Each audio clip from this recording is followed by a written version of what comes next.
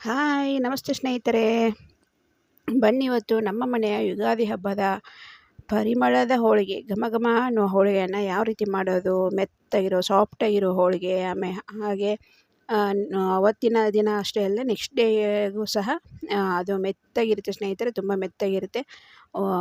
ಮಾಡಬೇಕಾದ್ರೂ ಪುರಿ ಥರ ಉಬ್ತಾ ಇರುತ್ತೆ.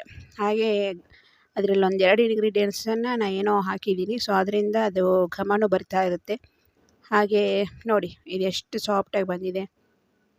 ಇದು ಇವತ್ತು ಮಾಡಿದ್ರೆ ಅಷ್ಟೇ ಅಲ್ಲ ಸ್ನೇಹಿತರೆ, ಇವತ್ತು ಮಾಡಿದ್ದು ನಾಳೆ ಇಟ್ಟರು ಸಹ ಇದೇ ರೀತಿ ನಿಮಗೆ ಸಾಫ್ಟಾಗಿರುತ್ತೆ. ಆಮೇಲೆ ಏನಪ್ಪ ಅಂದರೆ ತುಂಬ ಟೇಸ್ಟಿಯಾಗೂ ಸಹ ಇರುತ್ತೆ. ಬಿಸಿ ಬಿಸಿ ಇರುವಾಗ ತುಪ್ಪ ಹಾಕ್ಕೊಂಡು ತಿಂದರೆ ನೆಕ್ಸ್ಟ್ ಡೇ ಬೇಕಾದ್ರೆ ಆರಿದ್ದನ್ನು ಹಾಲು ಹಾಕ್ಕೊಂಡು ತಿಂದರೂ ಸಖತ್ತಾಗಿದೆ, ಸಾಫ್ಟಾಗಿ ಸಖತ್ತಾಗಿರುತ್ತೆ. ಸೊ ರೆಸಿಪಿನ ಸ್ಟಾರ್ಟ್ ಮಾಡೋಣ.